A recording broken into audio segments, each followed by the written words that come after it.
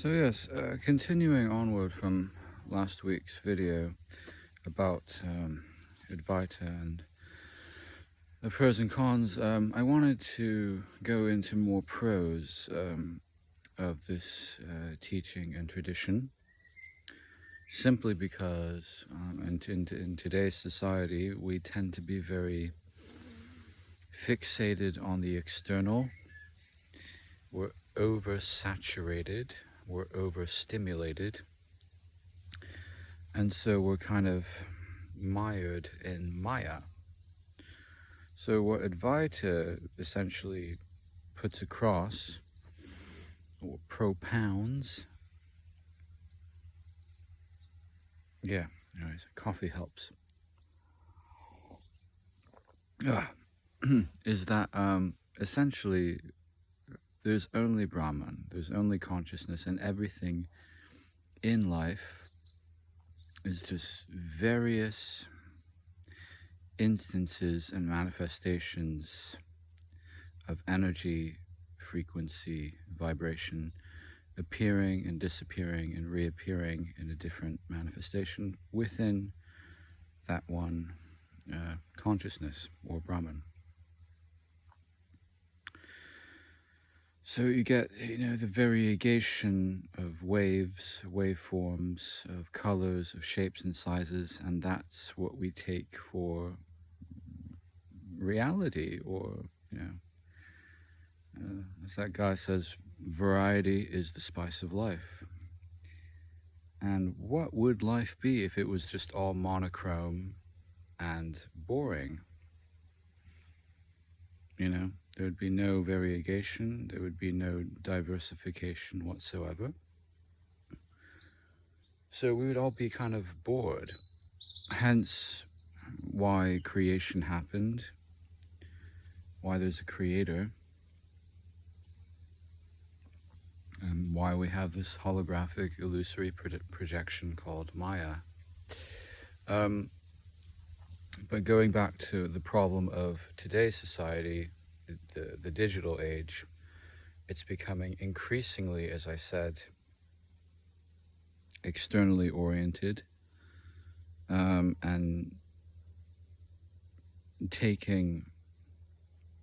calling a spade. Like, you look over there, oh, there's a tree. Oh, you look over there, and you start naming and labeling. Advaita teaches that everything just is, and everything is just Brahman, appearing as a temporary form. So any wave form that arises within the ocean is essentially the ocean, but taking on the form of a wave. So for those who are kind of literal and ignorant, they see, oh, look, there's a hot blonde, there's a hot woman. And over here, oh, there's a funny black guy making a funny video on Facebook. And over there's another video about fast food. And over there, oh, I need to call an Uber, and all this externally oriented shit. And what we're getting now is the total culmination and manifestation of the nature of Maya, or the matrix, or the illusion, because everyone is totally fixated out there. We're oversaturated, we're overstimulated. So what Advaita invites us to do is go within and meditate on the true nature of reality, on the true self, which is Brahman. As Ram Dass said, everyone is and everything is just God in drag.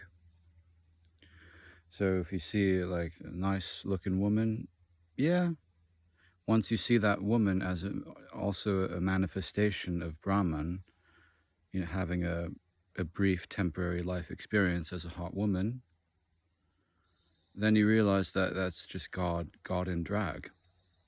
And that helps remove tendencies like lust and stuff like that, because once you see through the illusion, oh, there's a hot woman, and that's it. It's not just that. It's actually just God in drag. And once you realize it's God in drag, you're like, oh shit. Then my lust becomes tempered. It's like, oh, you don't need these binding emotions and impulses such as lust, greed, anger. Same with racism.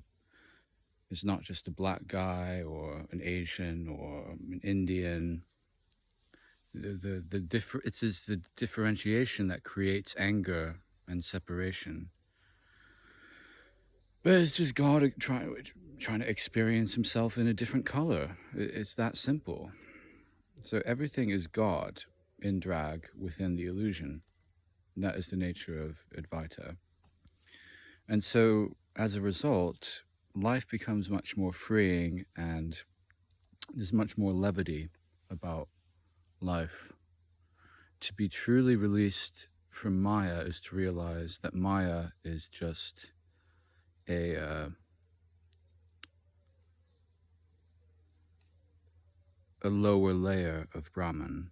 It's not the ultimate reality. But you get people who are so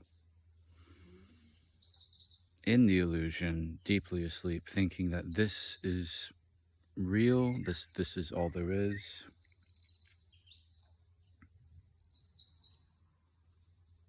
Yeah.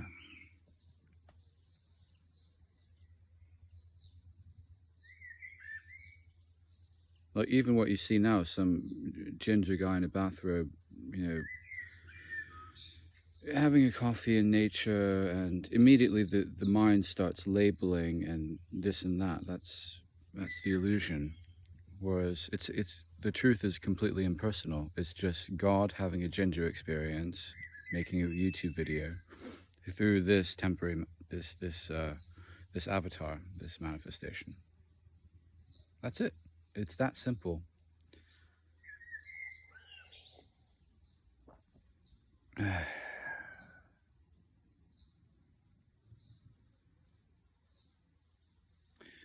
So when Advaita is properly used and properly understood, it's great, and we do need it in today's society, given the current climate.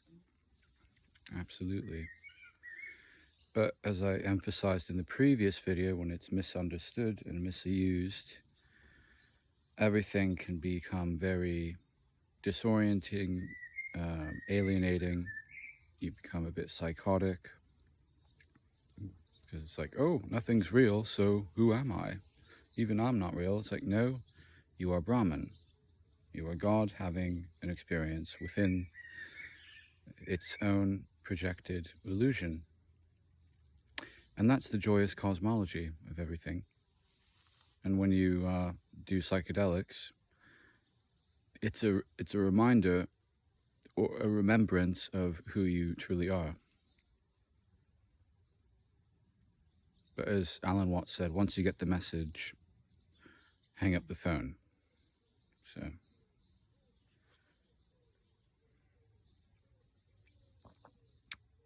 no longer need to talk about it, but just be it.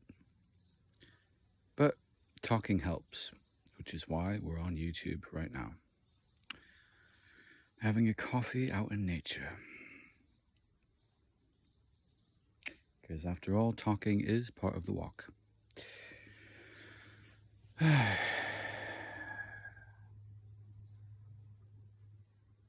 right, I think that's it. Thanks for listening.